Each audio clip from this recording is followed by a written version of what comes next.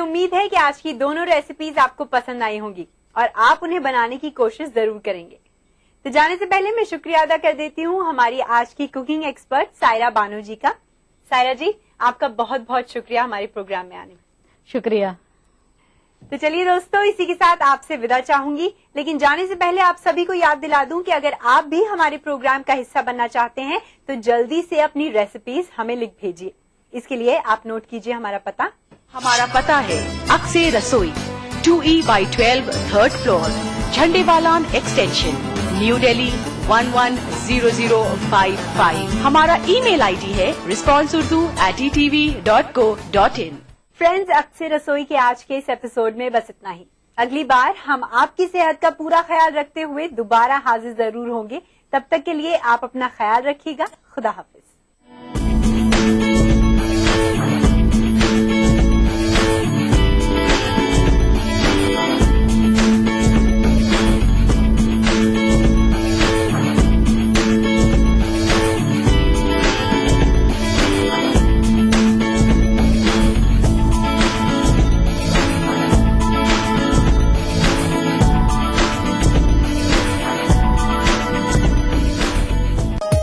Programme को पेश करने में ताउन किया बांगर सीमेंट, सस्ता नहीं सबसे अच्छा।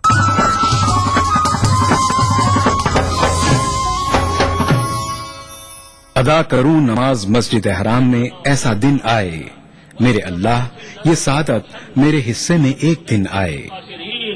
रब्बना आतिना फिद दुनिया हसना व फिल आखिरति हसना व क़िना अज़ाबन्नार व सल्लल्लाहु वसल्लम अला अब्दिही व रसूलिही नबीना मुहम्मदिन व आलिही व सहबिही अजमईन वल्हम्दुलिल्लाहि रब्बिल आलमीन।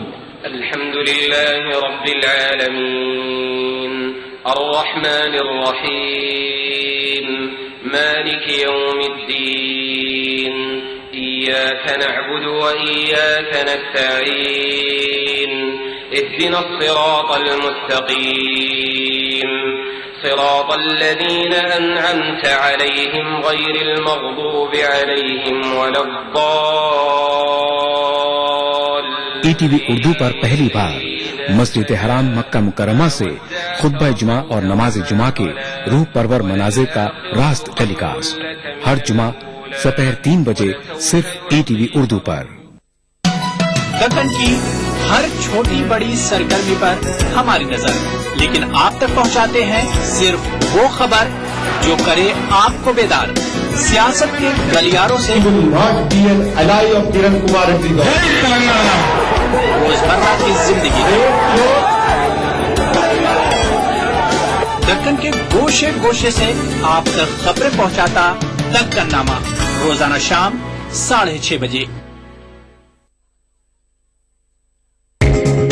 ETV उर्दू पर अगला प्रोग्राम।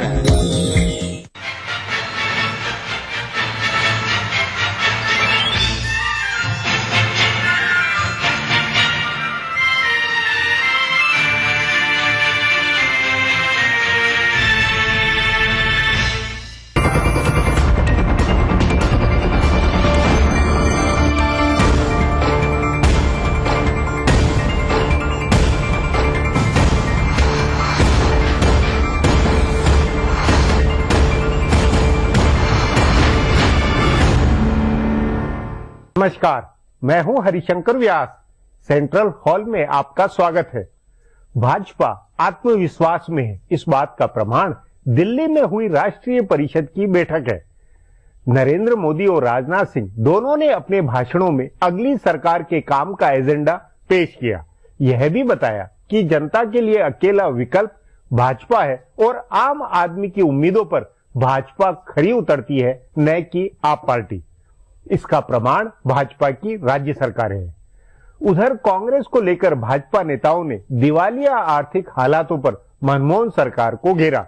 मतलब राहुल गांधी तमाम तरह के अधिकारों की बात करते हैं, मगर जब पैसा ही नहीं तो इनसे क्या बनेगा। मतलब भाजपा की बैठक ने गवर्नेंस, आर्थिक मुद्दों और दो टूक फैसले करने की नरेंद्र मोदी की लीडरशिप पर जोर दिया। आप पार्टी के अराजक तेवर और राहुल गांधी की लोक लुभावन योजनाओं के कंट्रास्ट में भाजपा अपने को अलग अंदाज में पेश कर रही है। देश में नीतिगत ठहराव, ठप्प राजकाज और अराजक माहौल में भाजपा अपनी अपील को नया डेंट पेंट दे रही है।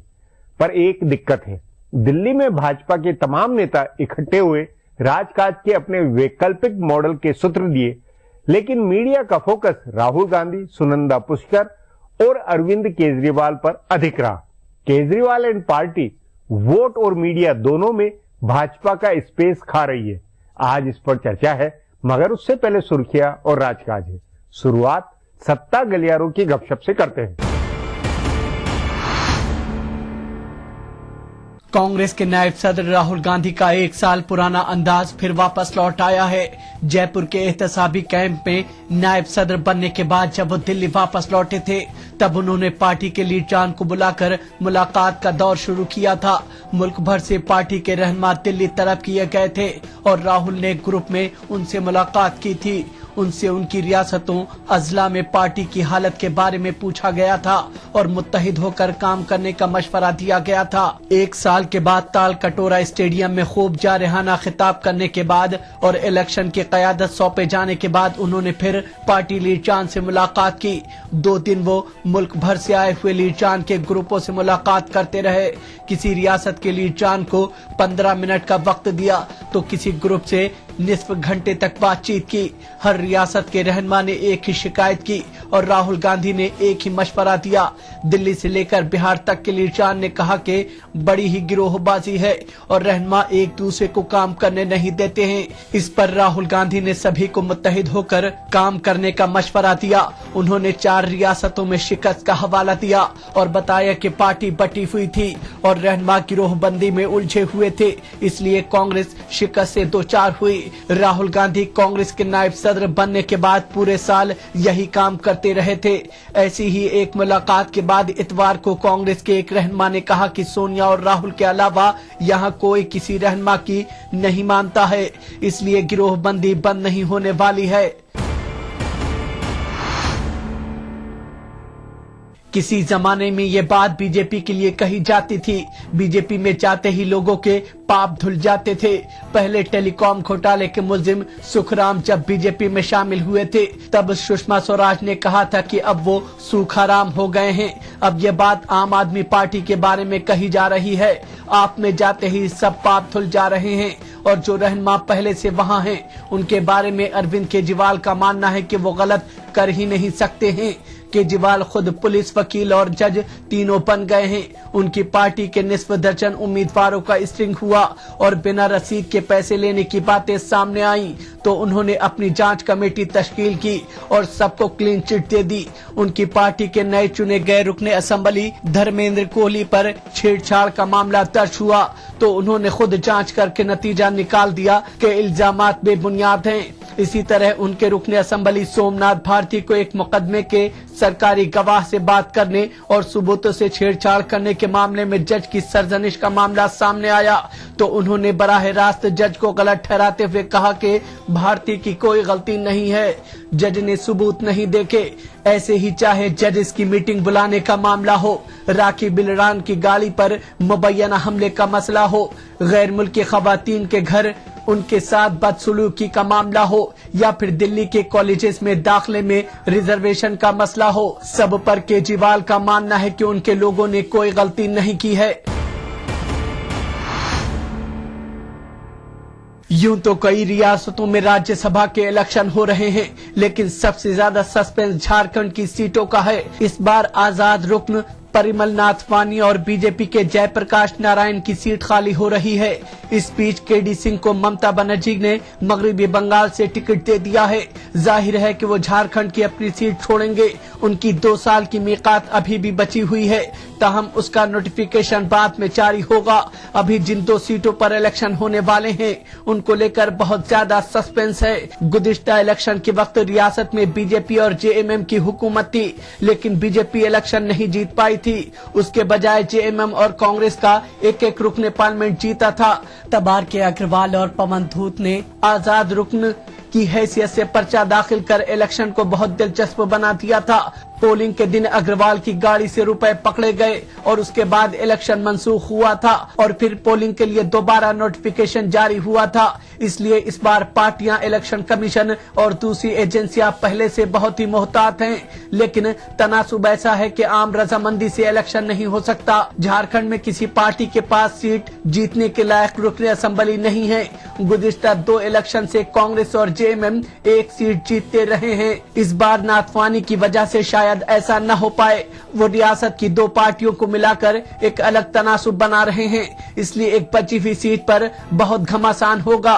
कई लोग दावेदार होंगे। अब आज की ताजा सुर्खियां हैं। ये लीक से कुछ हटकर है। इनसे देश की दशा दिशा के हाल बूझ सकेंगे। दिल्ली के वजीर आला अरविंद केजरीवाल ने पुलिस के हुक्म को मानने से इनकार करते हुए पार्लियामेंट के नजदीक ही 10 दिन का अपना धरना शुरू कर दिया है।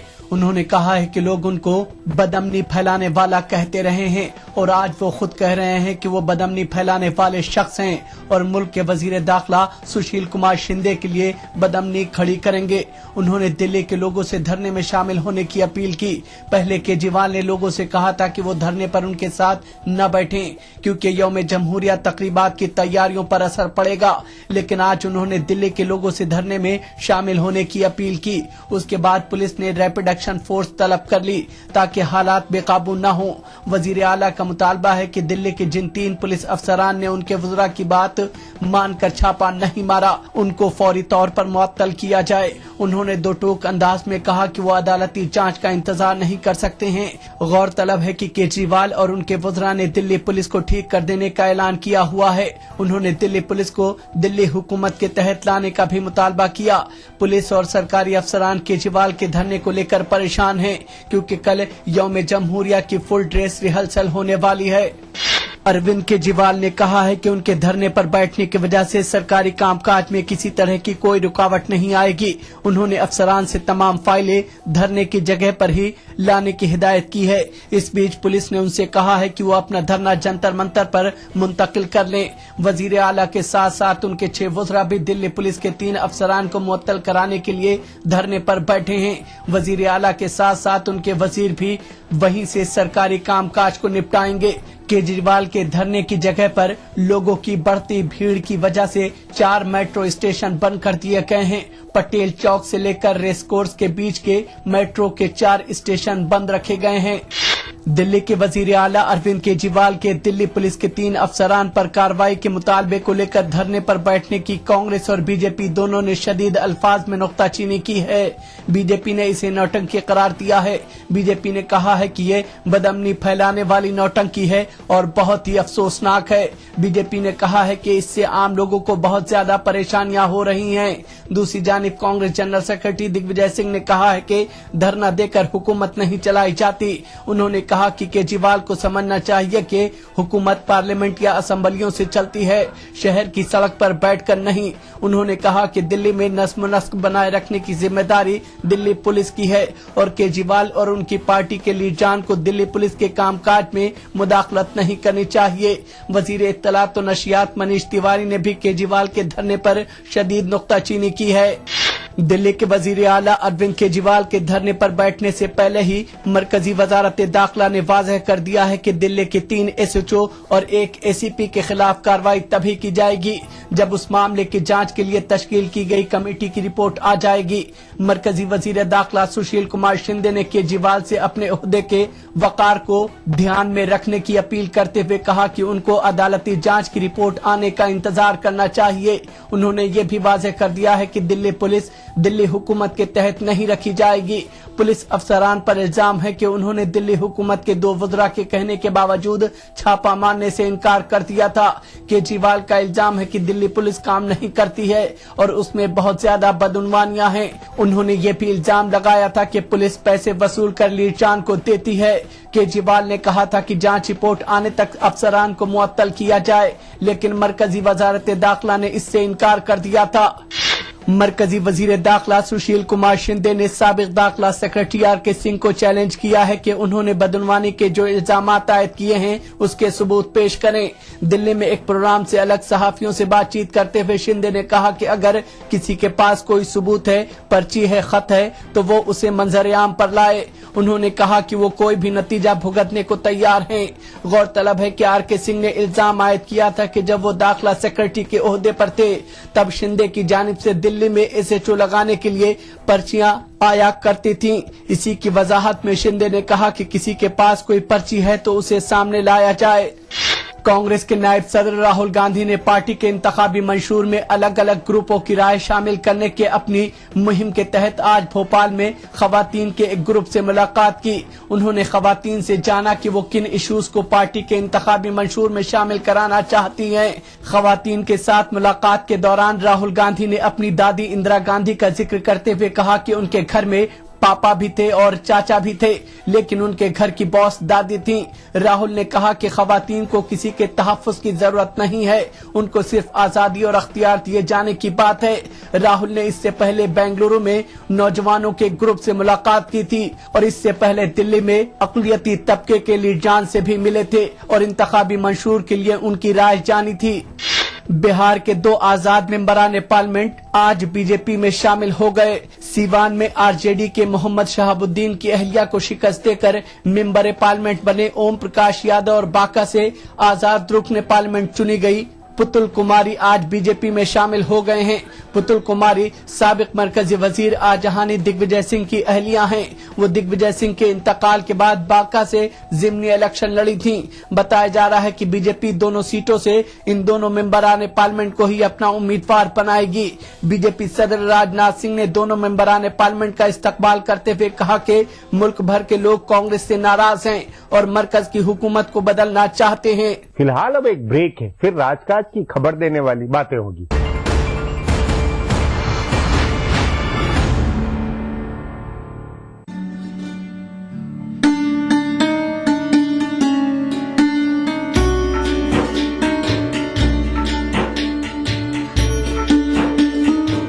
कोकण में तहजीब और तमद्दुन के पेशरो और अलंबरदार हजरत दीवान शाह की सवाने हयात पर खुसूसी पेशकश।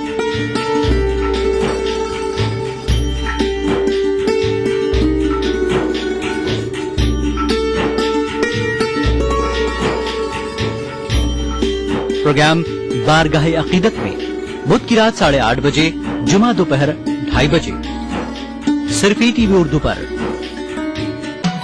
दक्कन की हर छोटी बड़ी सरगर्मी पर हमारी नजर, लेकिन आप तक पहुंचाते हैं सिर्फ वो खबर जो करे आपको बेदार। सियासत के गलियारों से रोजमर्रा की जिंदगी दक्कन के गोशे गोशे से आप तक खबरें पहुंचाता दक्कननामा, रोजाना शाम 6:30 बजे।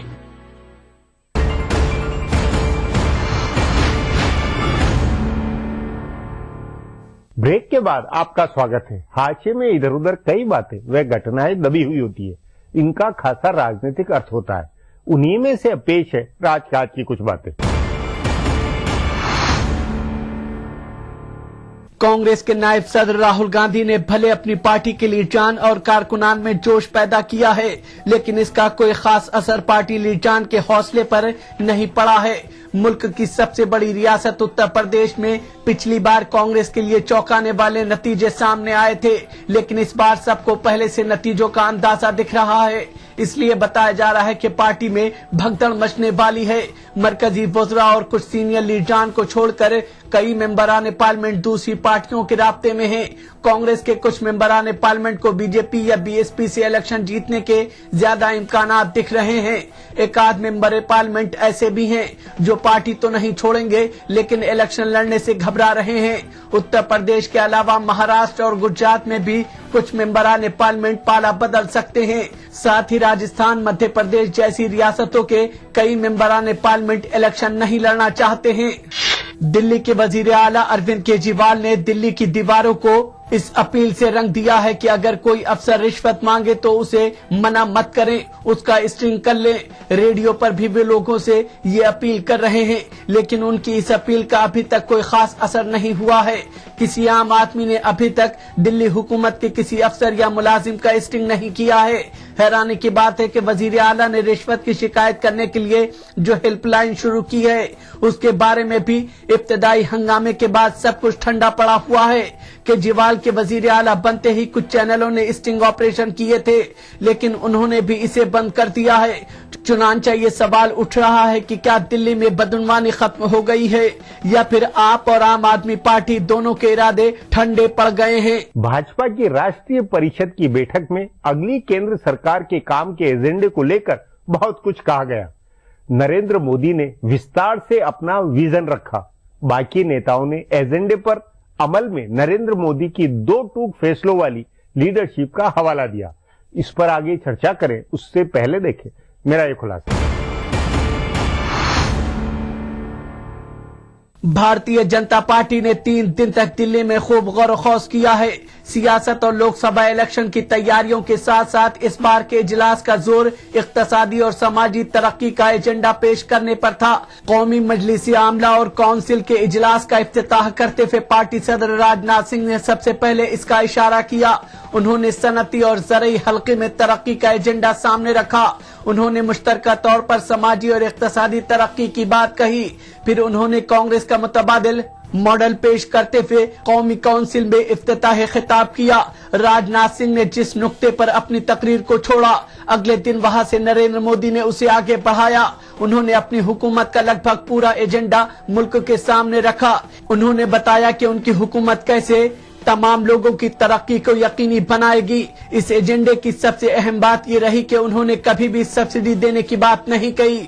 उन्होंने खैरात बांटने के बजाय तरक्की और फलाह बहबूद का ठोस एजेंडा बताया। उन्होंने कोई पुरकशिश ऐलान नहीं किया।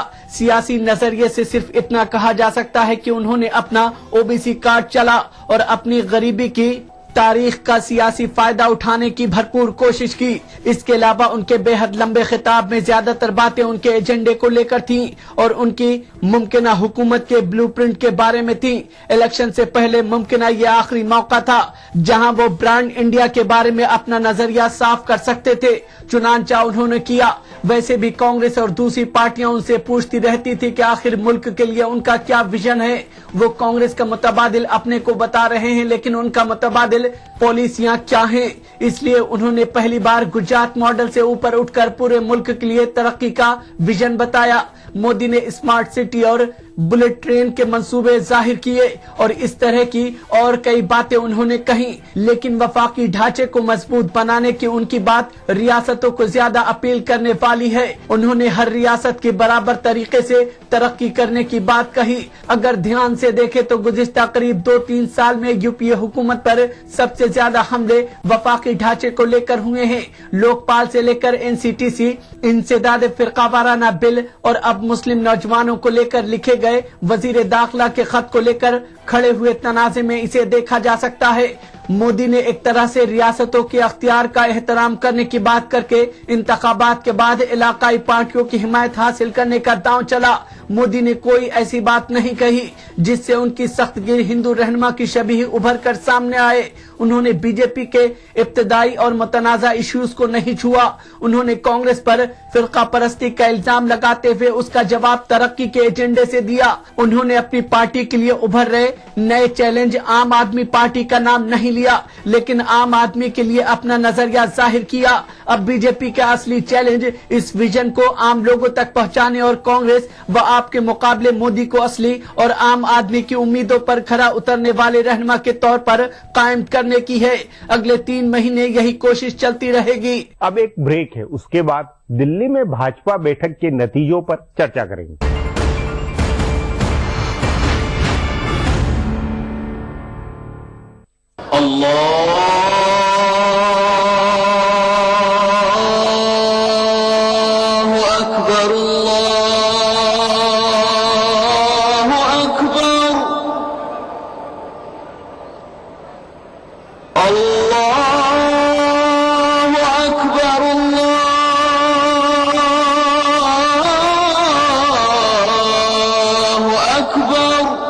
मस्जिदुल हराम से नमाज फज्र देखिए रोजाना सुबह 5:30 बजे सिर्फ ईटीवी उर्दू पर।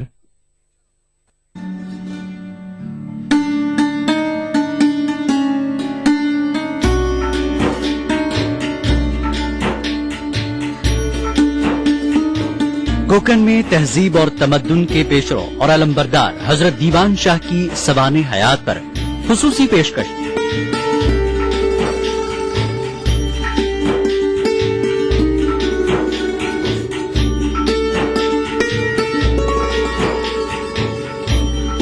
प्रोग्राम बारगाहे अकीदत में बुध की रात 8:30 बजे, जुमा दोपहर 2:30 बजे, सिर्फ ईटीवी उर्दू पर।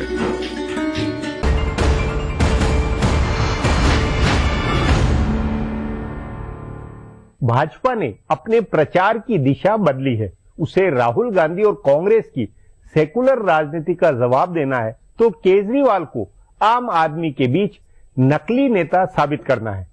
देश की जरूरत क्या है, इस सवाल पर भाजपा को नरेंद्र मोदी को नए सिरे से लॉन्च करना है। इस पर चर्चा के लिए आज मेरे साथ वरिष्ठ पत्रकार वीरेंद्र कपूर है।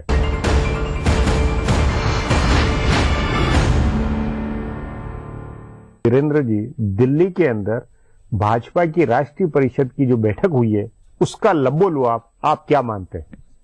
मैं सोचता हूं कि ये बैठक, इससे पिछली बैठक बीजेपी चुनावी मोड में अभी नहीं आई है। बीजेपी चुनावी मोड में काफी अरसे से है जी। और मैं तो सोचता हूं कि ये कंटिन्यूएशन है कि जो असेंबली के पोल हुए थे फिलहाल दिसंबर में, उससे पहले से चुनावी मोड में नहीं, वो है लेकिन कांग्रेस में अभी राहुल गांधी की जो भाषण हुआ, कांग्रेस की भी एआईसीसी का जो अधिवेशन हुआ और आप पार्टी का जो चैलेंज है, उन दोनों के परिप्रेक्ष्य में क्या इसके अंदर इस परिषद की बैठक में कुछ फर्क, कुछ गौरतलब, कुछ बात नजर आई आपको? मैं सोचता हूं कि उनका इन चीजों का बीजेपी पे कोई असर नहीं है और इसलिए नहीं है कि कांग्रेस तो मैदान छोड़ के बैठी हुई है। बाकी रही आपकी बात, ये अखबारी एक मुद्दा है और मेरा ख्याल है कि मीडिया पिछले दिनों से, जब से ये लोग कुर्सी में आए हैं, कांग्रेस की सपोर्ट से कुर्सी में आए हैं, तो इनका भी जो है पर्दाफाश होने लगा है। जो पार्टी सड़क से पैदा हुई वो राजनीति में जो पावर में आती है तो सड़क छाप बिहेवियर कंटिन्यू कर रही है, उस तरह से वो राजनीति नहीं कर पाएगी। और जब तक लोकसभा चुनाव होंगे तो मेरा ख्याल है केजरीवाल फिर सड़क पे होंगे। भाजपा की राष्ट्रीय परिषद या उनके नेताओं में किसी तरह की चिंता नहीं है? पूरी तरह आप मानते कि उनकी मनोदशा पूरे आत्मविश्वास वाली है? उनमें चिंता होनी चाहिए सिर्फ कंप्लेसेंसी की। ये सोचेंगे ये चुनाव तो अब हमारे लिए हम हार रहे हैं, वो मूड लगता है या नहीं लगता कि भाजपा ओवर कॉन्फिडेंस में है या अभी उसमें गलती करेंगे? अच्छे और साफ छवि वाले अगर कैंडिडेट चुनेंगे तो फायदा होगा। आपके अनुसार क्या उसको, जो कांग्रेस या आपकी जो चुनौती है, उसको भाजपा के अंदर किस तरह महसूस, उसका क्या विश्लेषण है? भाजपा में उससे चिंता है या आप, मतलब मेरा फिर बुनियादी सवाल ये कि भाजपा किस मूड में? एक ही जवाब है जी। चिंता तो तब होती है अगर कुछ करते, मतलब वो कुछ नहीं, लड्डू बांटने से, खजाने में से लड्डू बांट के वोटर का वोट जीतना, वो उससे जो है गवर्नेंस नहीं आती है। नहीं वीरेंद्र जी, बुनियादी सवाल ये है कि जो भाजपा की राष्ट्रीय परिषद की बैठक हुई है उसमें मतदाताओं के सामने या चुनाव की रणनीति के नाते या आगे के उनके नारे के नाते वो क्या विजन है, क्या बातें निकल के आ रही है? मेरा ख्याल है कि अगर आप फिर से देखें, उनकी इकोनॉमिक पॉलिसी देखें, अरुण जेटली ने जब भाषण दिया इकोनॉमिक पॉलिसी का, कि एक जो है अच्छी सरकार, मैन्युफैक्चरिंग को स्ट्रेस किया, 4% एग्रीकल्चर ग्रोथ के लिए। ये जो एरियाज हुए जो पिछले 10 साल में बिल्कुल टोटली निगलेक्ट हो गए। आपकी मैन्युफैक्चरिंग जो है बिल्कुल जो है ऑलमोस्ट ये सोचिए कि 2% नहीं, वही लगता है कि इस परिषद की बैठक में आर्थिक मुद्दों के ऊपर कि विकास कैसे करेंगे, क्या करेंगे, उस पर जोर दिया। सवाल ही आर्थिक है। आज देश के सामने पॉलिटिकल मिसमैनेजमेंट तो है ही, पर उसके बाद पिछले 10 साल में इकोनॉमी का भी जो भट्ठा बैठा है उसका रिवाइवल करना एक बहुत बड़ा चैलेंज है। और वो उस पर उन्होंने इस सेशन में काफी उन्होंने नेशनल काउंसिल में अपना स्ट्रेस किया। और मोदी का अपना रिकॉर्ड जो गुजरात का है वो इकोनॉमिक डेवलपमेंट का है, तो उसको लेकर मतलब विकास पर वो फोकस कर रहे हैं। वो बाकी राजनीतिक या सेकुलर या उस कम्युनल उन मुद्दों पर कोशिश रहेगी कि इसको सेकुलर कम्युनल की एक लड़ाई पे लेकर आए उसको। कांग्रेस पर ये लोग नहीं कर रहे हैं। इनका टोटल एजेंडा जो है, टोटल फोकस रहेगी इकोनॉमिक डेवलपमेंट पे। और ये जो और उसी के अंदर वो आम आदमी की पार्टी की चुनौती को भी और कांग्रेस के सेकुलर को भी चैलेंज कर रहे हैं। पार्टी की के पास कोई आइडियोलॉजी आर्थिक नहीं वाला, है, आर्थिक नहीं है, पर उन दोनों में होड़ लगी हुई है कि इस देश की राजनीति की जो इकोनॉमी है इसको 1970 से पहले पुराने समाजवादी फार्मूले और उस पे जाए, कैसे ली जाए। नरेंद्र मोदी और बीजेपी खासकर ये दोनों जो है इकोनॉमिकली लिबरल हैं। जो 1990s में एजेंडा जो नरसिम्हा राव मतलब आर्थिक महाशक्ति बनने का इन्होंने इस बार में कुछ कई फार्मूले दिए हैं अपने। और क्रेडिबिलिटी इसलिए है कि आपने गुजरात में करके दिखाया है और उसकी अहमियत बहुत है। बाकी रही कांग्रेस का ये